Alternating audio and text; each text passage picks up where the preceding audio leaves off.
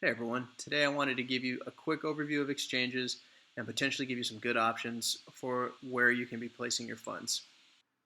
I think high level the question you should be asking yourself is what part of the crypto ecosystem do I want to be a part of? Is it just these blue chip names? You're talking like Bitcoin and Ethereum, or are you looking more into the altcoin space? Because that's really going to determine what exchanges are best for you. Additionally, what kind of volume you're going to be trading, because that's going to determine what exchanges you can even participate in. And then lastly, a question to address, which unfortunately comes into play, is where are you located? Because some options just aren't going to be available to you based off of local laws.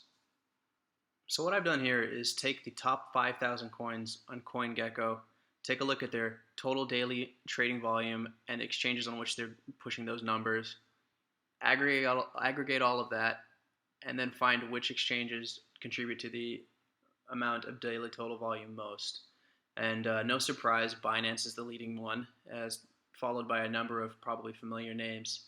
I would note with Binance, as well as a couple other these, particularly Huobi, um, where you are is going to determine what kind of experience you have.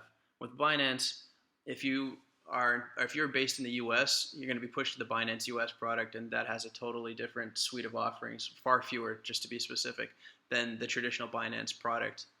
Huobi and a number of these other ones, if you're going to have to do some pretty strict KYC, such that if you are in particular areas like the U.S., for instance, again, uh, you're not going to be able to trade on them. So while this is, from your perspective, if you're trying to trade large volumes, it seems nice that some of these account for a lot of the daily trading volume. But again, you have to be aware of where you are and what you'll be able to actually access. One thing to note here, though, is I think a good exchange, regardless of what your intent is KuCoin. I have no affiliation with them, but I will say I personally make heavy use of them. I find that they have great liquidity, and as I'm going to show you in just a sec here, they have a number of trading pairs, whether you're just trying to trade the blue chip names or if you're trying to get better into the altcoin space. So what I've broken down here is the number of pairs offered by exchange. Have done it in a nuanced way here just because if you include Bitcoin, Ethereum, and then all of the Binance pairs, it kind of distorts the number. Um, in particular, for the large centralized exchanges, they're going to have so many different Bitcoin pairs and Ethereum pairs that it starts to become a little bit lopsided.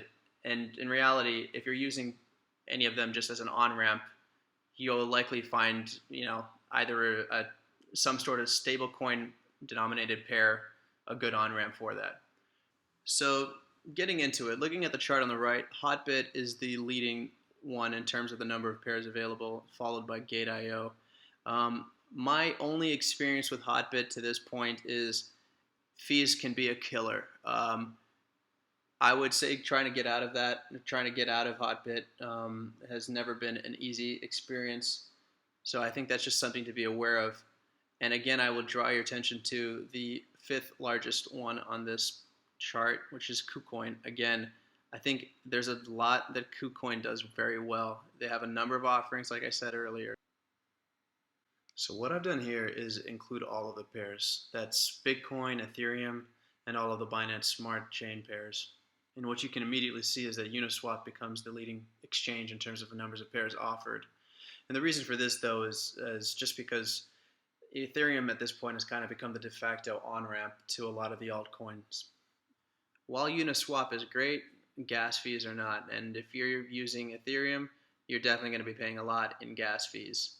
So that's why I would recommend, if I can, to find places where you can get into the altcoins in a different manner. And one different option is actually going through PancakeSwap, which is based off of the Binance Smart Chain instead. So that's where I would kind of steer people, is either finding things through traditional centralized exchanges, specifically places like KuCoin, which have a number of altcoin offerings, as well as maybe PancakeSwap, which you're going to be paying less in terms of the fees.